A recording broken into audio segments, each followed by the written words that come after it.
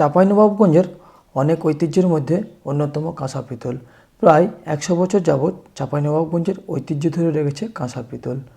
আগুনে পুড়িয়ে হাতুড় দিয়ে পিটিয়ে বিভিন্ন ধরনের ব্যবহার্য জিনিস তৈরি হয়ে থাকে, যেমন থালা, বাটি, কলস, জগ ও গ্লাস ইত্যাদি। যদিও আগের দিনে সে অবস্থা আর নেই, হারিয়ে যেতে বসেছে নানা কারণে। কারণ কাঁচামালের অভাব ঐতিহ্যের সেই দিন হারাতে বসেছে। একসময় পুরো শহরে এ ব্যবসা চালু ছিল, এখন বাজারে দখল করে নিয়েছে মেলামাইনের সামগ্রী। কাঁসার ভালো মন্দ একই রকম হয়। কাঁসাটা যেটা অরিজিনাল কাঁসাই, কাঁসার মধ্যে কোনো ভেজাল চলে না, আমরা ভেজাল দিতে পারি না।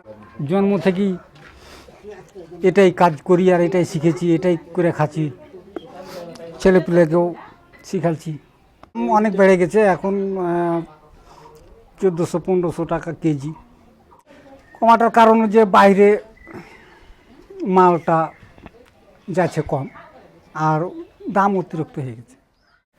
কাঁসা পিতল চাঁপাইনবাবগঞ্জের গর্ব। কাঁসা পিতল বাংলাদেশ তথা সারা পৃথিবীতে সুনাম রয়েছে। কাঁসা পিতলের পাত্রে বিভিন্ন ধরনের চিত্র অঙ্কন করে বিভিন্ন অনুষ্ঠানে উপহার হিসেবে প্রদান করা হয়। চাঁপাইনবাবগঞ্জের প্রত্যেক বাড়িতে এগুলোর ব্যবহার হয়ে থাকে। কাঁসা পিতলের পাত্রে খাবার খেয়ে তৃপ্তি পাওয়া যায়। এক সময় সকালের ঘুম ভাঙতো আমাদের এই কাজের শব্দের কারণে।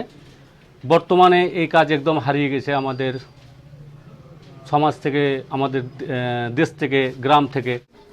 চাঁপাইনবাবগঞ্জে ঘুরলে জানতে পারবেন প্রত্যেকটা ঘরেই কাঁসার থাল আছে। আর এই থালায় যখন খেতে বসি আমরা যা খাই, এত সুস্বাদু, মানে এত সুন্দর আর কোনো জিনিসে পাবেন না আপনি। এই ঐতিহ্য ধরে রাখার দায়িত্ব সবার। তাই আমরা চাই চাঁপাইনবাবগঞ্জের কাঁসা পিতলের ঐতিহ্য সারা দেশ তথা পৃথিবীতে সুনাম বয়ে আনুক।